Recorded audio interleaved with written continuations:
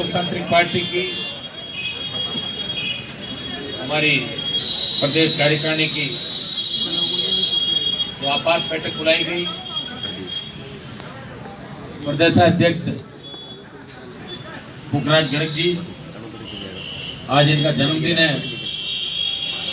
मैं इनको आरएलपी परिवार की तरफ से, मेरी तरफ से शुभकामनाएं प्रेषित करता हूं और मजबूती से ही आगे प्रदेश अध्यक्ष की जिम्मेदारी इनके ऊपर ये निभाए और मिशन से भी जिसको लेकर हम निकले हैं पूरा करने के अंदर आप और तंदुरुस्त स्वस्थ होके आगे इस आरएलपी को आगे बढ़ाएं। राजस्थान के अंदर हमारी बहन मेड़ता की विधायक इंदिरा बावरी जी, खियोसर के विधायक भाई नारायण बेनीवाल, प्रदेश के हमारे मोर्चों के अध्यक्ष युवा मोर्चा के भाई रणदीप, महिला मोर्चा की बहन स्पर्धा, अल्पसंख्यक के भाई राउत साहब, सम्मानित महामंत्री, उपाध्यक्ष, प्रदेश मंत्री, सारे प्रवक्ता और प्रदेश कार्यकारिणी के तमाम सदस्यगण, पधारे हुए आरएलपी के प्रमुख चिंतक, संघर्ष में मेरे साथी, सबका मैं हृदय से आभार प्रकट करता हूं।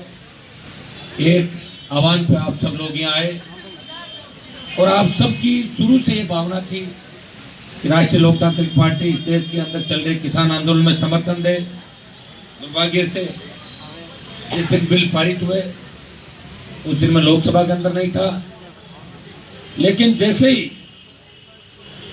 हमें बिलों के बारे में पूछा गया और बिलों का अध्ययन किया, उसके बाद राष्ट्रीय लोकतांत्रिक पार्टी ने, हमारे विधायकों ने, समस्त पदाधिकारियों ने बातचीत के बाद एक ही निर्णय लिया कि हम तीनों बिलों का विरोध करना है। काले कानून में अगर ये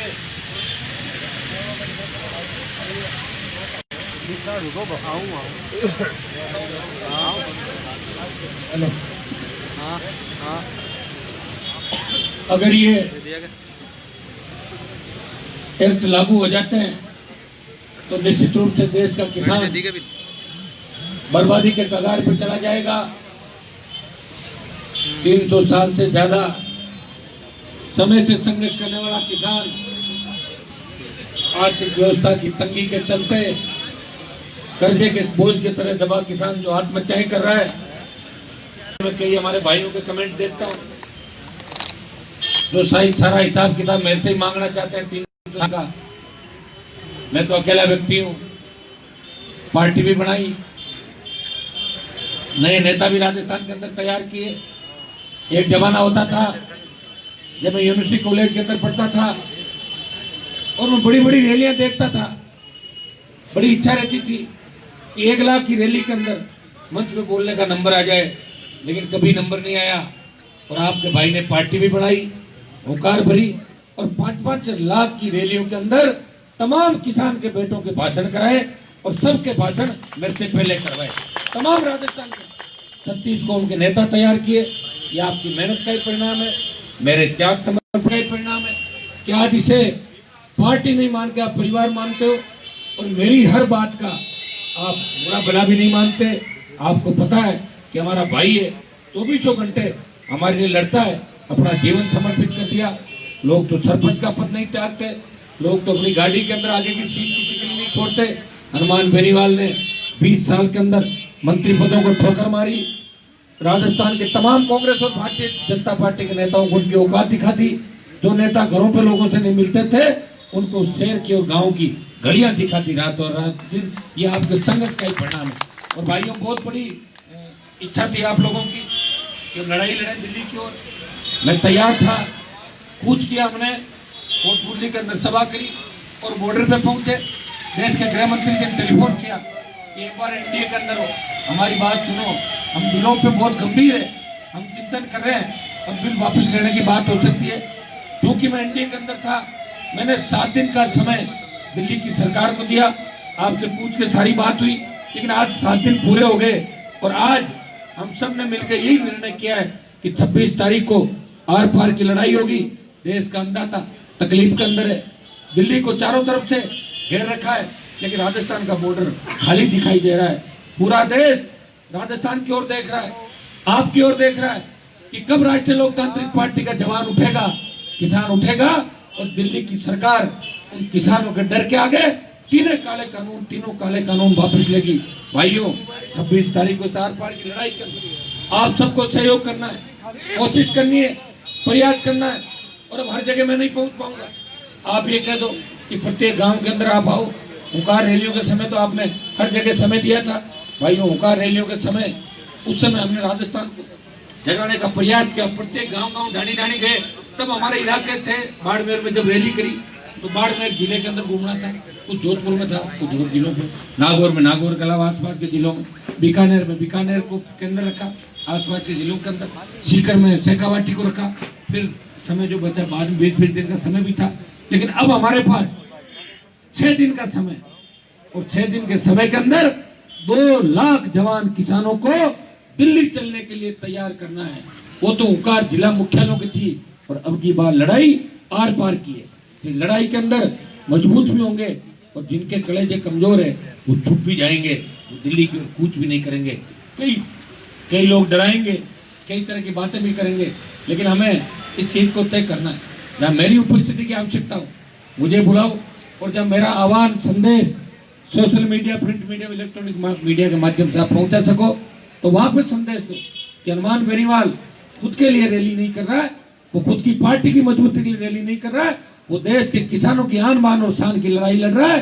देश का अन्नदाता तकलीफ के अंदर है, और किसान जिस दिन कमजोर पड़ गया मैं भी कमजोर पड़ जाऊंगा। हर वो किसान का बेटा कमजोर पड़ जाएगा जिनकी रगों के अंदर किसान कौम का खून बह रहा है। भाइयों, तैयार हो जाओ, इसी ऐलान को अभी से मान लो कि 26 को दिल्ली कूच करना है। आज हम बैठ के रणनीति भी तय कर लेंगे कि कौन से इलाके किस साइड से आएंगे। शेखावाटी के लोग किधर से दिल्ली आएंगे, बाड़मेर के लोग किधर से दिल्ली आएंगे, हनुमानगढ़, गंगानगर, बीकानेर के लोग किधर से आएंगे, जयपुर, अजमेर, भीलवाड़ा और कोटा डिवीजन, भरतपुर संभाग, अलवर और ये इलाके किस साइड से काम पे अपन इकट्ठा होंगे, इस बात की रणनीति हम अभी बना लेंगे। सोशल साइड में सारा कार्यक्रम भी अपन डाल देंगे। मैं आपसे एक ही आह्वान करता हूँ, ये आर पार की लड़ाई है, बहुत जाना मुझे मत करना। कई लोग सोशल मीडिया में डाल देते हैं, मुझे पहले तो कहते कूच करो, और जब मैं कूच करा था कह रहे आप कूच क्यों कर रहे हो, आप मोदी जी राष्ट्रवादी है, आप 15-15 मिनट में अपनी जो बातें बदलते हैं, ये अंदाज लगा लो उनको देख के सारा काम नहीं होगा। कई लोग ये भी कह रहे हैं आप वापिस क्यों आ गए, तो मैंने कहा जो गए वो क्या हो गया, वापिस आए तो हमने ये कहा था। ये आंदोलन जब शुरू हुआ तो आपको सबको पता है, और आप हर व्यक्ति ये जानता है कि आंदोलन की शुरुआत कैसे हुई। भाइयों, हम तो किसान के बेटे हैं, और हमारी रगों में वही खून दौड़ रहा है जो दूसरे हमारे किसान के बेटों की रगों में दौड़ रहा है। इसलिए इस आंदोलन को सिर्फ किसान पुत्र होने के नाते पुरजोर तरीके से राष्ट्रीय लोकतांत्रिक पार्टी पूरा समर्थन करेगी, और दिल्ली से झगड़ा आर पार का होगा, और झगड़ा भी कोई छोटे मोटे नेताओं से नहीं है, दिल्ली के उन नेताओं से जिनके सामने कांग्रेस जैसी पार्टी ने हथियार डाल दिए।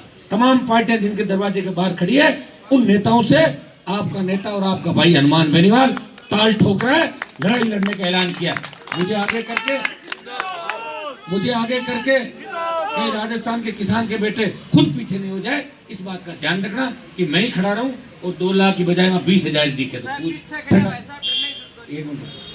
आप सब एक ही चीज का अपने को ध्यान रखना, कूच दिल्ली की ओर करना है, और आंदोलन हमारे हाथ के अंदर रहेगा।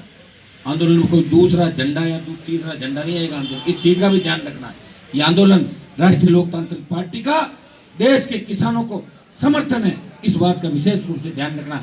और भाइयों, आपने अब देखो, मैं तो हर आपकी बात मानता हूँ, पंचायत चुनाव लड़ा जी, पंचायत चुनाव कैंडिडेट नहीं मिले, मैं क्या करूँ, मिले क्या, सब देखते हैं, डाल दी क्या वोट सारे, मैं तो लड़ रहा हूँ, प्रयास कर रहा हूँ, कोई दिक्कत नहीं। आपने प्रयास किया, शुरुआत है, अभी जवान हूँ और लड़ लूंगा आपके लिए, लेकिन सब लोगों को एक एक चीज का ध्यान रखना होगा, और विशेषकर अपने भाइयों को। दूसरे लोग तो हमें वैसे ही पसंद नहीं करते, दूसरी कोई पोस्ट देखी उसमें डाल दिया कि हनुमान जी तो मोदी जी की गोदी में बैठ गए, कि देखा क्या गोदी में बैठे मेरे को, कहाँ बैठा तुम बताओ, बैठे गोदी, चाहे तो डाल देते हो, सुबह कोई बीर पी के कुछ डाल देते हो, कोई कुछ कहते हो, ऐसे थोड़ी होता है ना। ऐसे आप जो ये बात कहता है वो मुझे दिखे कम से कम, मैं बॉर्डर पे ऐलान कराऊँ, उनका खुद का दाता पता नहीं फिर क्यों पाता, रात को 2 बजे तक पीते हैं, सुबह 12 बजे उठते हैं, पड़ जाते हैं पी के। ऐसे लोगों के मैसेज मेरे कोई फर्क नहीं पड़ने वाला, आपको उन लोगों को करारा जवाब देना है। इस राजस्थान में अगर कोई लड़ा है 70 साल में व्यवस्था को बदलने के लिए, तो एक ही व्यक्ति लड़ा है, वो आपका भाई है, जिसने पार्टी भी बनाई, लड़ाई भी लड़ी, आंदोलन भी किए, संघर्ष भी किया, और 302 के मुकदमों में सरकार ने अंदर डाल दिया, फिर भी हनुमान बेनीवाल ने हिम्मत नहीं आ रही। ऐसा नेता आपको दोबारा मिलेगा नहीं। मैं तो देखता हूँ बड़े बड़े नेताओं को कि किस तरह, अभी ये पंचायतों के चुनाव थे, मैंने तमाम नेताओं को फिर नाप लिया कि रिजल्ट आने से पहले कौन रात को आ रहा है, दिन में साहब मेरा ध्यान रखना, मेरे बेटे का रखना, मेरे भतीजे की बहू लड़ रही, मेरी भतीजे का रखना, भतीजे का रखना। हालात विकट है, आपको समझना है। जो व्यक्ति आपके सामने खड़ा है वो कम से कम आपको धोखा नहीं देगा, सत्ता में आने का मौका देगा। सोशल मीडिया में आप 4 बात गलत डाल के, और अगर हनुमान बेनीवाल को डराना चाहते हो तो आप भूल जाओ, करूंगा वही जो मेरे मन में होगा और मेरे मन में ठीक होगा, और किसान का बेटा हूँ, किसान कौम के खातिर में करूंगा। और आप जिनकी जयकार लगाते हो, दुआई देते हो, और जिनके फोटो डाल के बात करते हो, पहले उनको कहो कि वो गहलोत और वसुंधरा की चप्पल सैंडल उठाना बंद करे। उनके तो बाप गहलोत और वसुंधरा है, तो जिनके बाप ही दूसरे हैं, वो हनुमान बेनीवाल से कैसे हिसाब मांग सकते हैं? मेरे से तो वही हिसाब मांग सकता है जो मेरी तरह त्याग समर्पण से सड़क पे लड़े, जो मंत्री पदों को ठोकर मारे, जो हर बात लड़ने के लिए तैयार है। भूल गए कि राजस्थान के अंदर किस तरह गुंडे और अपराधियों का आतंक हुआ करता था? अगर उनको उनकी जगह दिखाई तो किसने दिखाई? आपके भाई ने लड़ाई लड़ी। तो सुरक्षा राजस्थान की सरकार ने मुझे नहीं की, एक 2 सिपाही लेके घूम रहा था, आपका ही सारा था, आप चलते थे। मुझे अच्छी तरह याद है कि 2010 के अंदर जब भारतीय जनता पार्टी में वसुंधरा से झगड़ा करके मैं बाहर निकला था, 10 साल के अंदर, जब मैं घर से चलता था एक गाड़ी से, और रोड पे 100, 200, 500 गाड़ी हो जाती थी, नहीं तो मेरा कोई, खुद ही खाना खाते थे और खुद इस राजस्थान को बदलने के लिए हमेशा हनुमान का साथ देते थे। हुंकारे भरी, हिला दिया देश को, और देश के अंदर ये आपने मैसेज दिया कि राजस्थान से बदलाव होगा। अभी भी दिल्ली के अंदर और देश के अंदर एक ही बात चल रही है कि राजस्थान के अंदर तीसरी ताकत खड़ी होगी, राजस्थान इस आंदोलन के अंदर साथ आएगा। भाइयों, मैं तो साथ आके भी चला गया, 15,000 का समर्थन बॉर्डर पे दे के आया था मेरे भाइयों को, और 7 दिन का समय लेके आया था। आज 7 दिन हो गए, और आज हमने तीनों कमेटियों से इस्तीफा भी दे दिया। रही एनडीए की बात, 26 तारीख को उसका भी फैसला हो जाएगा। वैसे तो आपको पता है कि मैं किस दिशा के अंदर जा रहा हूँ, आप समझते हो राजनीति के अंदर। और आपको विश्वास दिलाता कि किसान कौम को मेरी जहां भी आवश्यकता पड़ेगी, मैं पीछे नहीं हटूंगा, और मेरे जैसा लड़का आपको दोबारा मिलेगा भी नहीं, जो अपना जीवन, परिवार सब त्याग समर्पण करके हर विपरीत परिस्थितियों में लड़ते हुए, दादाओं, गुंडा, माफिया, बड़े नेताओं से लड़ते हुए, ईमानदारी से काजल की कोठरी में रहते हुए, कभी कोई आरोप नहीं लगा सकता कि हनुमान बेनीवाल ने 1 रुपया भी किसी व्यक्ति से लिया। जयपुर के अंदर यूनिवर्सिटी का अध्यक्ष था, चाहता तो मैं और भूमाफियाओं की तरह मैं भी जमीनों पे कब्जे कर लेता। कोई खानदान का पता नहीं, किसी चीज का पता नहीं, वो क्या क्या बन गए बताओ। लेकिन मेरे पास 1 इंच भी जमीन नहीं जयपुर शहर के अंदर, क्योंकि मैंने कभी किसी जमीन पे कब्जा नहीं किया, किसी के मकान पे कब्जा नहीं किया। इसीलिए गरीबों की, नौजवानों की, किसानों की, 36 कौम की दुआ आपके भाई के साथ है। भाइयों, हिम्मत रखो, हौसला रखो। इस 5 दिन के अंदर आज प्रोग्राम हम बना लेंगे कि मुझे अगर जहाँ जाना होगा निश्चित रूप से मैं आऊंगा, लेकिन आप गाँव के रूट मत बना लेना कि इधर चलो और इधर चलो और इधर। फिर 5 दिन तो राजस्थान में घूमने के अंदर 3 महीने लगते हैं पूरा राजस्थान घूमने में। तो 5 दिन में ज्यादा से ज्यादा जगहों पे मैं जाने का प्रयास भी करूंगा। हो सकता है कुछ जिला मुख्यालयों पे मैं जाऊं, विशेषकर हमारा फोकस जयपुर, अलवर, भरतपुर, शेखावाटी में ज्यादा रहेगा, बाकी जिलों पे भी रहेगा। सब जगह से आएंगे लोग, पूरे राजस्थान से। जब यहाँ आप बैठे हो तो निश्चित रूप से बॉर्डर पे सब ताकतवर लोग हो, मजबूत हो, खुद के साधनों से हमेशा पिछले 10 साल से आ रहे हो, आगे भी साधन लेके वहां पहुंचोगे। 2 लाख का कूच है, संख्या 2.25 लाख की होनी चाहिए। अगर 2.25 लाख हो गई ना, तो ये समझ लो कि देश के किसानों का, जवानों का नेतृत्व राजस्थान करेगा। ये मैं आपको विश्वास दिलाता हूँ, क्योंकि जनता की ताकत के आगे सरकारें झुकी है। भाइयों, लोकतंत्र के अंदर 2 ही लोगों की चलती है, या तो कलम की ताकत हो, अपने लोगों का भला कर दो, या जनता की और जवान की, किसान की ताकत हो कि सरकारों को झुका दो। हम राजस्थान से आज हमने आह्वान किया है, और ईश्वर की अगर कृपा रही तो निश्चित रूप से वो दिन दूर नहीं जब किसान का बेटा जीतेगा, किसान जीतेगा। हमारे किसानों की जो सादत, 1 दर्जन से ज्यादा किसानों ने जो बॉर्डर पे बैठे हुए, चाहे पंजाब का बॉर्डर हो, हरियाणा का बॉर्डर हो, उत्तर प्रदेश का बॉर्डर हो, चाहे राजस्थान का बॉर्डर हो, हर जगह सादत दी। हमारे एक संत ने किसान आंदोलन के लिए अपने प्राण न्यौछावर कर दिए। ऐसे लोगों को तो मैं नमन करता हूँ जिन्होंने सादत दी किसान कौम के लिए। एक विश्वास दिलाता हूँ कि किसान के बेटे चाहे उसकी जाति कुछ भी हो, जो खेती करता है, जो किसान है, वो सब इस आंदोलन में, इस पूरे किसान आंदोलन के समर्थन में साथ है। मैं दिल्ली की सरकार को चेतावनी देता हूं कि समय रहते बड़ा मन रख के दिल्ली की सरकार वार्ता करे, बात करे और तीनों बिल वापस ले और किसानों की हितैषी होने की अगर भारतीय जनता पार्टी की एनडीए की सरकार बात करती है तो स्वामीनाथन आयोग की रिपोर्ट देश के अंदर लागू करे, तब देश में मैसेज जाएगा कि प्रधानमंत्री जी धारा 370 हटा सकते हैं और वो किसानों के विपक्ष के अंदर है, खाली वोट बैंक के खातिर काम नहीं करते। ये मैसेज जब ही जाएगा, जिन किसानों ने 2 बार सत्ता पे बिठाया, सत्ता के शिखर पे उनको बिठाया, वो किसान आज ठंड के अंदर तकलीफ में प्रधानमंत्री जी को आगे होके, जब सर्वोच्च न्यायालय कह रहा है कि बिल वापस होना चाहिए, सरकार को विचार करना चाहिए, फिर किसका इंतजार कर रहे हो? क्यों किसानों की बलि ले रहे हो एक एक करके? और अगर ये आग पूरे देश के अंदर लग गई तो प्रधानमंत्री जी फिर आपसे संभलेगा नहीं। ये आपके भारतीय जनता पार्टी के जो कागजी नेता है इस आग को संभाल नहीं पाएंगे, ये खाली बयान ही देते रह जाएंगे और देश जल उठेगा। इस देश को जलने से रोकना है, अन्नदाता की तकलीफों को मिटाना है और किसानों का आशीर्वाद मोदी जी आपको लेना है, क्योंकि किसानों का ही आशीर्वाद है जिसकी वजह से आप बैठे और कांग्रेस गर्त के अंदर चली गई। और इस तरह आप अगर करोगे तो भारतीय जनता पार्टी का भी भविष्य मुझे उज्जवल नजर नहीं आ रहा है। किसानों से मत टकराना, किसानों से टकराओगे तो भारतीय जनता पार्टी और एनडीए का जो कुनबा है ये बिखर जाएगा और 24 के सत्ता के सपने ही आप रह जाएंगे। ये मैं आपसे अपील करना चाहता हूँ। आप सब लोग यहाँ आए, अभी हम कार्यक्रम तय करेंगे। करीब करीब जिला अध्यक्षों से और पार्टी के पदाधिकारियों से बात हो गई। मेरे हिसाब से तो एक बैठक, मेरी बड़ी इच्छा थी पदाधिकारी और जिला अध्यक्ष खाली बैठते, लेकिन इस हिसाब से बात होगी नहीं। या तो इसके बाद पदाधिकारी और खाली क्या करें, कहाँ से हो नहीं पाएगी। अपने तो 7:30 रहेंगे भाई, खाना खाएंगे तो 300 और सोएंगे तो 400, है ना? तो सेम नहीं बना आज तक। प्रदेश पदाधिकारी और जिला अध्यक्षों से बात अलग करने का मानस था, लेकिन मुझे नहीं लगता कि इस माहौल में अलग से कोई बात होगी, क्योंकि लंबा समय हो गया। सुबह 11 बजे से आप लोग यहाँ बैठे हैं, लगे हुए सब लोग। अब ये आगे का रोड मैप कैसे तैयार होके, कल से हमारे क्या कार्यक्रम है, कल से तमाम राजस्थान के अंदर राष्ट्रीय लोकतांत्रिक पार्टी का हर कार्यकर्ता दिल्ली जाने की तैयारी कैसे शुरू करे और मेरे प्रोग्राम कहाँ कहाँ बने, पुखराज जी के कहाँ कहाँ बने, नारायण के कहाँ कहाँ बने, हमारे मोर्चों के जो अध्यक्ष हैं इनके कहाँ कहाँ बने। इंदिरा जी की तबीयत थोड़ी सुस्त है, क्या ठीक हो जाए कल में?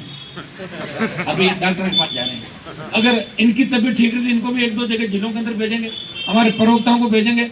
और आप सब ये डिमांड मत करना हनुमान जी को लेके आओ। अपन किसान आंदोलन के बाद जब जयपुर में, जैसे भी झुंझुनू के हमारे राजेंद्र जी बता रहे थे, मुफ्त बिजली, इनको लेकर राजधानी को भी घेरेंगे। अभी कांग्रेस को खुश होने की आवश्यकता नहीं है कि हनुमान जी दिल्ली कूच करें, दिल्ली के बाद नंबर तुम्हारा ये राजधानी का। इसकी भी तैयारी कांग्रेस पार्टी पहले से ही ये तैयारी कर ले कि दिल्ली के बाद नंबर जयपुर का है, और ऐसा घेरेंगे चारों तरफ से। उस दिन हाईवे, रेलवे ट्रैक सारे जाम होंगे और राजस्थान की सरकार को घुटने टिकवाएंगे। और जो हालात इन लोगों ने गहलोत वसुंधरा गठबंधन राजस्थान में किया, जवान बेरोजगार चितंगा का आत्महत्या करा, किसान तकलीफ के अंदर है, अपराध चरम पे, कोई हमारी बहन बेटियां सुरक्षित नहीं। भाइयों, इस व्यवस्था को बदलने के लिए आप सबको राष्ट्रीय लोकतांत्रिक पार्टी को मजबूत करना है। एक आंदोलन है आरएलपी, पूर्व वक्ताओं ने कहा आरएलपी पार्टी नहीं, एक विचारधारा है, एक आंदोलन है। ये राष्ट्रीय लोकतांत्रिक पार्टी है तो किसानों का आशीर्वाद, जवानों के जोश, उमंग, उत्साह और हुंकार से बनी पहले किसान के बेटे की पार्टी है, पहले किसानों की पार्टी है, जिसने भारतीय जनता पार्टी और कांग्रेस को चुनौती दी और इनको हिला के रख दिया। और आज भारतीय जनता पार्टी के नेताओं को बयान आपने नहीं देखा, किस तरह बौखला गए कि नागौर में प्रमुख बना लिया। अगर मैं वोट किसी और को डाल देता तो फिर कितने वोट थे हारती बीजेपी, बताओ। नागौर में ध्यान है आपको, गोली उड़ी थी नागौर में, जो मेरे तो अलग थे, वो 9 अगर दूसरे में मिला दे तो फिर प्रमुख किससे बनता। तो भाइयों, इस चीज का अपने को ध्यान रखना है। दोनों पार्टियां बौखला गई, डर गई और एक ही बात कहती है कि आरएलपी का ध्यान रखना, कांग्रेस बीजेपी तो कोई दिक्कत नहीं, भाई भाई, यही बात हर जगह कहते हैं। तो इसका मतलब ये बौखला